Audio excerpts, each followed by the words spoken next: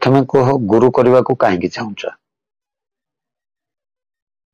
ଗୁରୁ ନ କଲେ ମୁଖ୍ୟ ପ୍ରାପ୍ତି ନାହିଁ। ମୋକ୍ଷ କଣ? ଆତ୍ମାର ଯୋଉଟା ଇଏଟା ଆତ୍ମା ତ ସବୁବେଳେ ମୁକ୍ତ, ତାର କଣ ଦରକାର? ତାହେଲେ କିଛି ଦରକାର ନାହିଁ। ନା, ଆତ୍ମାକୁ କଣ କିଏ ବାନ୍ଧିକି ରଖିପାରେ?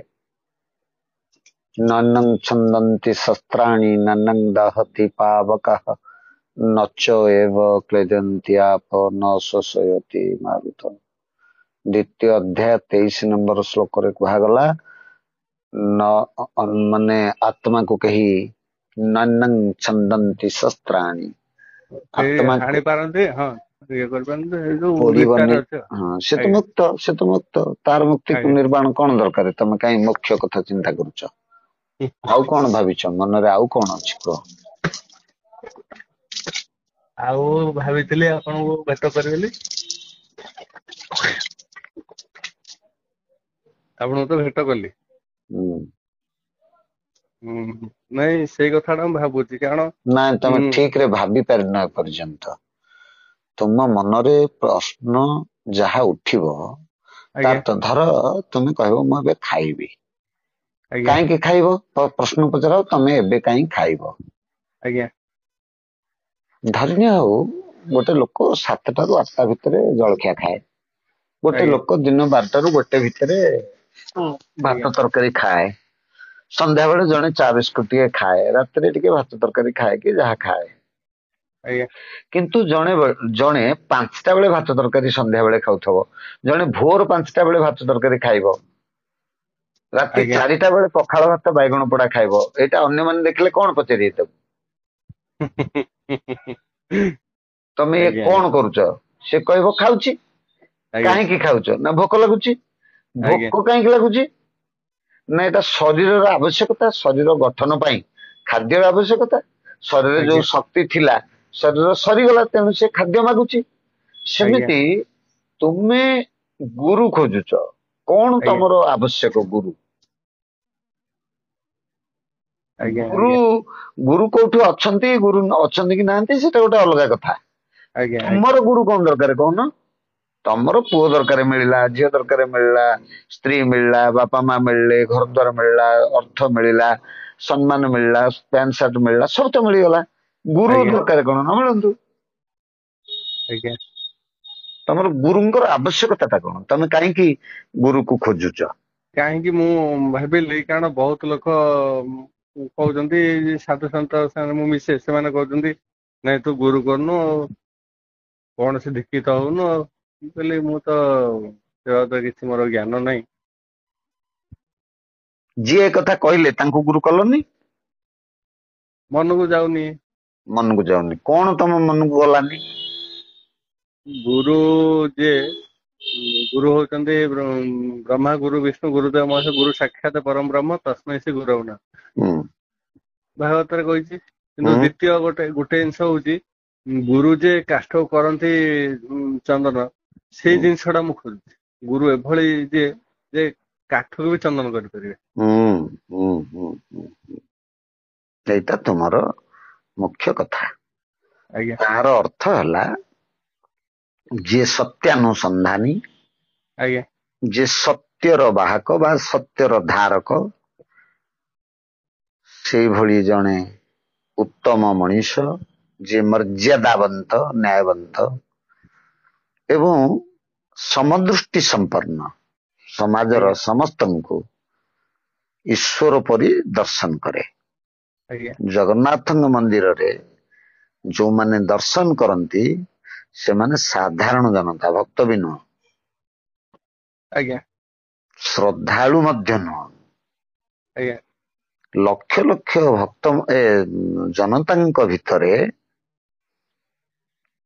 ଆଜ୍ଞା ଅଳ୍ପ କିଛି ହଜାର ଆଜ୍ଞା ଶ୍ରଦ୍ଧାଳୁ ମିଳିବେ। ସେ ଅଳ୍ପ କିଛି ହଜାର ଶ୍ରଦ୍ଧାଳୁ ମାନଙ୍କ ଭିତରେ ଅଳ୍ପ କିଛି ନିଷ୍କାମୀ ଅନାସକ୍ତ ଭାବଥିବା ଶ୍ରଦ୍ଧାଳୁ ଲୋକ ଆଜ୍ଞା ମିଳିବେ, ଏବଂ ସେମାନଙ୍କ ଭିତରେ ଅଳ୍ପ କିଛି, ଜଣେ ଦି ଜଣ, ଲକ୍ଷାଧିକ ଭିତରେ ବା କୋଟିଏ ଭିତରେ ଜଣେ କି ଦି ଜଣ ଭକ୍ତ ମିଳିବେ। ଆଜ୍ଞା ତେଣୁ ପ୍ରଥମେ ଆମକୁ ଭକ୍ତ ହେଲେ ଭଗବାନ ପ୍ରାପ୍ତି ହେବେ, ଏ କଥାଟାକୁ ସମ୍ପୂର୍ଣ୍ଣ ବୁଝିଯିବାକୁ ହବ। ଆଜ୍ଞା ଆଜ୍ଞା ଭକ୍ତ ନହେଲା ପର୍ଯ୍ୟନ୍ତ ଭଗବାନ ମିଳିବେନି। ଗୁରୁ ଉତ୍ତମ ଗୁରୁ ପ୍ରାପ୍ତି ହେବାକୁ ହେଲେ ଉତ୍ତମ ଶିଷ୍ୟ ହେବାକୁ ପଡିବ। ଆଜ୍ଞା ଆଜ୍ଞା ଯିଏ ଶିଷ୍ୟ ନୁହଁ ସେ ଗୁରୁ ପାଇବନି, ଯିଏ ଶିଷ୍ୟ ତାକୁ ତ ଗୁରୁ ମିଳିବେ, ବ୍ୟସ୍ତ ହବାର ନାହିଁ। ଆଜ୍ଞା ଆଜ୍ଞା ଯିଏ ଯିଏ ଶିଷ୍ୟ ଆଜ୍ଞା ସେ ନିଶ୍ଚୟ ଗୁରୁ ପାଇବ, ଆଜ୍ଞା ଯିଏ ଭକ୍ତ ସେ ନିଶ୍ଚୟ ଭଗବାନଙ୍କ ସାନ୍ନିଧ୍ୟ ଲାଭ କରିବ। ଆଜ୍ଞା ଏମିତି ପୁରୀ ସମୁଦ୍ର ଟିକେ ବୁଲିବାକୁ ଆସୁଥିବା ଲୋକ ଜଗନ୍ନାଥ ମନ୍ଦିରରେ ପଶି ଜଗନ୍ନାଥଙ୍କୁ ହଡବଡେଇ ଦର୍ଶନ କରି ଫେରି ଯିବାଟା ଗୋଟେ ଭକ୍ତି ବା ଶ୍ରଦ୍ଧାର ଲକ୍ଷଣ ନୁହେଁ।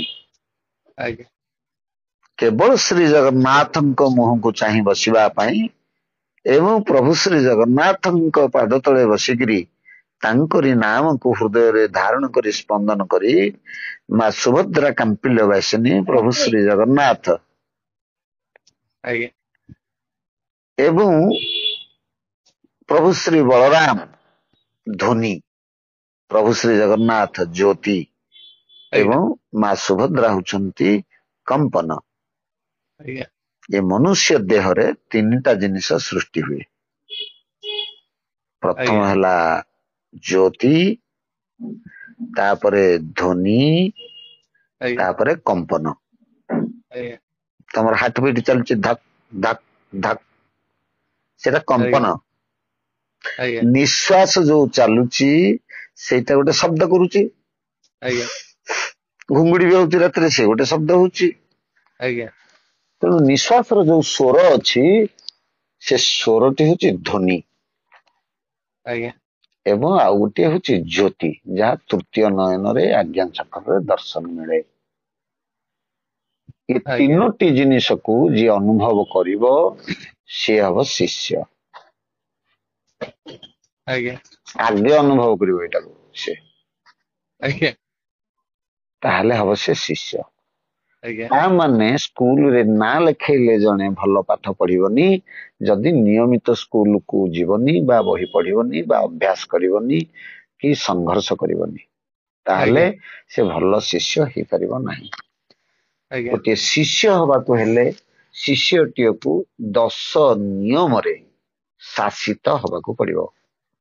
ସେ 10 ନିୟମ ମାନଙ୍କ ଭିତରେ ଯମ, ନିୟମ, ଆସନ, ପ୍ରାଣାୟାମ, ପ୍ରତ୍ୟାହାର, ଧ୍ୟାନ, ଧାରଣା, ସମାଧି ଏବଂ ଶ୍ରଦ୍ଧା ସମର୍ପଣ, ଏ ସବୁ ଗୁଡିକୁ ଆଜ୍ଞା ଯଦି ସେ ଧାରଣ କରିପାରିବ ତାହେଲେ ଗୋଟିଏ ଶିଷ୍ୟ ହବ। ଏବଂ ଯିଏ ଶିଷ୍ୟ ସେଇ ନିଜେ ସଦ୍ଗୁରୁ, ଆଜ୍ଞା ଏଇଟା ବୁଝିଯାଅ। ଆଜ୍ଞା ଗୁରୁକୁ ବାହାରେ ଖୋଜିଲେ ମିଳନ୍ତିନି, ଆଜ୍ଞା ଅନ୍ତର ଭଗବାନଙ୍କୁ ଭିତରେ। ବାହାରେ ଖୋଜିଲେ ମିଳନ୍ତିନି, ସେ ଭିତରେ ପ୍ରାପ୍ତ ହୁଅନ୍ତି। ଆଜ୍ଞା ଏବଂ ସେ ଭିତରେ ଯୋଉ ପ୍ରାପ୍ତ ହୁଅନ୍ତି ସେ ପ୍ରାପ୍ତିଟା କେମିତି ହୁଏ ନା ନିଜକୁ ପାତ୍ର ହେଲେ ପ୍ରଭୁ ପ୍ରାପ୍ତି ହେବେ। ଆଜ୍ଞା ତୁମେ ଯଦି ପାତ୍ର ହେଲ ତାହେଲେ ପ୍ରଭୁ ଆଜ୍ଞା ପ୍ରାପ୍ତି ହେଇଯିବେ। ଆଜ୍ଞା ତେଣୁ ଖୋଜିବାର ଆବଶ୍ୟକ ନାହିଁ। ଆଜ୍ଞା ପ୍ରଭୁଙ୍କୁ ପ୍ରାର୍ଥନା କର, ହେ ପ୍ରଭୁ ମତେ ପାତ୍ରଟିଏ କରିଦିଅ। ଆଜ୍ଞା ନିଜକୁ ଯଦି ଜଣେ ବୁଝିଯିବ ଯେ ମୁଁ ପାତ୍ର, ଉପଯୁକ୍ତ ଆଜ୍ଞା ପାତ୍ର ହେଲି ଆଜ୍ଞା ଗୁରୁଙ୍କୁ ପ୍ରାପ୍ତି ହେବା ପାଇଁ, ସେଇ ଦିନ ତାକୁ ଗୁରୁ ହେଇଯିବ। ଆଜ୍ଞା ଗୁରୁ 3 ପ୍ରକାର ଅବସ୍ଥାରେ ଅଛନ୍ତି। ଆଜ୍ଞା ବୁଝିଗଲି। ଗୋଟେ ପ୍ରକାର ଅବସ୍ଥା ହଉଛି ସାଂସାରିକ ଗୁରୁ, ପିତା ମାତା ଶିକ୍ଷାଦାତା, କର୍ଣ୍ଣଗୁରୁ, ରାସ୍ତା ଦେଖେଇବା ଗୁରୁ, ବିଦ୍ୟା ଆଜ୍ଞା ଶିଖେଇବା ଗୁରୁ ବା ରୋଜଗାର ଶିଖେଇବା ଗୁରୁ, ଏସବୁ ଗୁରୁ ଅଛନ୍ତି। ଆଜ୍ଞା କିନ୍ତୁ ସୂକ୍ଷ୍ମ ଜଗତର ଗୁରୁ ହେଲେ ସଦ୍ଗୁରୁ, ଯିଏ ଏଇ ସଂସାର ମୋହମାୟାରୁ ମୁକ୍ତ କରି, ସଂସାରରୁ ବିମୁଖ କରି, ଈଶ୍ୱରଙ୍କ ଆଡେ ସମ୍ମୁଖସ୍ଥ କରେଇ, ଈଶ୍ୱରଙ୍କୁ ପ୍ରାପ୍ତ ବିଭୁ କୃପା ପ୍ରାପ୍ତ କରେଇ, ଏ ମାୟା ମୋହରୁ ମୁକ୍ତ କରେଇ, ଜନ୍ମ ମୃତ୍ୟୁ ଚକ୍ରରୁ ମୁକ୍ତ କରାଇବା ପର୍ଯ୍ୟନ୍ତ ଲାଗନ୍ତି। ଆଜ୍ଞା ସେ ହଉଛନ୍ତି ସଦ୍ଗୁରୁ, ସୂକ୍ଷ୍ମ ଗୁରୁ। ଆଜ୍ଞା ସେ ସ୍ଥୂଳ ରୂପରେ ବିଦ୍ୟା ବା ଜ୍ଞାନ ପ୍ରଦାନ କରି ସୂକ୍ଷ୍ମ ରୂପରେ ହୃଦୟରେ ବାସ କରନ୍ତି। ଅର୍ଥ ସେ ତୁମର ଆତ୍ମା, କାହା ଆଜ୍ଞା ଜରିଆରେ ଆସିକି ସେ ତୁମକୁ ପ୍ରଦାନ କରିବେ। ତେଣୁ ସେ ଆଜ୍ଞା କାହା ଜରିଆରେ ଆସି ଯୋଉ ପ୍ରଦାନ କରିବେ ସେ ସ୍ଥୂଳ ଗୁରୁ ନିଶ୍ଚୟ ହେବେ, ଏବଂ ସେ ଯାହା ଦେବେ ତାହା ଚିରନ୍ତନ, ସତ୍ୟ, ନିତ୍ୟ। ଆଜ୍ଞା ତାହା ହଉଛି ତତ୍ଵ, ଯାହା ଥିଲା, ଅଛି, ରହିବ ଏବଂ ଆଜ୍ଞା ସର୍ବଜନ ବିଦିତ ଯାହା, ତାହା ହଉଛି ଗୁରୁ କୃପା ବା ଗୁରୁ ଜ୍ଞାନ। ଆଜ୍ଞା ତେଣୁ ଆଜି ନହେଲେ ମଧ୍ୟ କେତେବେଳେ ଆପଣଙ୍କୁ ଆଜ୍ଞା ପ୍ରଭୁଙ୍କର କୃପା ହବ, ଆପଣ ପାଇବେ। ଆଜ୍ଞା। ଆଉ କଣ କୁହ? ନାଇଁ ମୋ ସେଇଟା ମନ ଭିତରେ ଥିଲା ବୋଲି ଅର୍ଜୁନ ବାବା କହୁଥିଲା ଆଉ ଲେଟ୍ ହେଲାଣି ପଳେଇବା। ମୁଁ କହିଲି ନା ନା, ମୁଁ ଆଜି ଆପଣଙ୍କୁ ଭେଟ କରିବି ତାପରେ ଯିବି ବୋଲି କହିଲି। କହିଲେ ଡେରି ହେଲାଣି। ମୁଁ କହିଲି ନା, ଯେତେ ଡେରି ହଉ, ରାତି ହଉ, ଯେତେ ବାଟ ହଉ, ମୁଁ ଯିବି ଆଜି। ସେଇଥିପାଇଁ ଆପଣଙ୍କୁ ଭେଟ କଲି। ଯାହା ହଉ, ସୌଭାଗ୍ୟ ଆମର। ଭଲ। କାରଣ ମୋ ମନ ଭିତରେ ଯୋଉ ଆଶଙ୍କା ଥିଲା ଆପଣ ତାକୁ ଦୂର କରିଦେଲେ। ଠିକ। ଭଗବାନଙ୍କର ସବୁ ଇଚ୍ଛା, ସବୁ ଆଜ୍ଞା କଥାରେ ଈଶ୍ୱର ଥାନ୍ତି ଉପସ୍ଥିତ। ସେଇ ନିଜେ କୁମ୍ଭାର, ମାଟି କୁମ୍ଭ ନିର୍ମାଣ କରେ, ସେଇ ଆଜ୍ଞା ନିଜେ କଳସ, ସେଇ ନିଜେ ପାଣି ଆମ୍ବ ଡାଳ, ସେଇ ନିଜେ ଫଳ ଫୁଲ, ସେଇ ନିଜେ ବ୍ରାହ୍ମଣ, ସେଇ ନିଜେ ମନ୍ତ୍ର, ସେଇ ନିଜେ ଶ୍ରଦ୍ଧାଳୁ, ସେଇ ନିଜେ ଭକ୍ତ, ସେଇ ନିଜେ ଭଗବାନ। ଆଜ୍ଞା ସେଇ ଆଲୋକ, ସେଇ ଅନ୍ଧାର, ଆଉ ସବୁ ମିଛ। ସେଇ ଜଣେ କେବଳ। ଆଜ୍ଞା। ହଉ, ଭଲରେ ଥାନ୍ତୁ। ପୁଣି କେବେ ଆଜ୍ଞା ଭଗବାନ ସୁଯୋଗ ଦେଲେ ସାକ୍ଷାତ ହବା। ଆଜ୍ଞା। ଜୟ ଗୁରୁଦେବ। ଜୟ ଗୁରୁଦେବ, ଜୟ ଗୁରୁଦେବ। ନମସ୍କାର।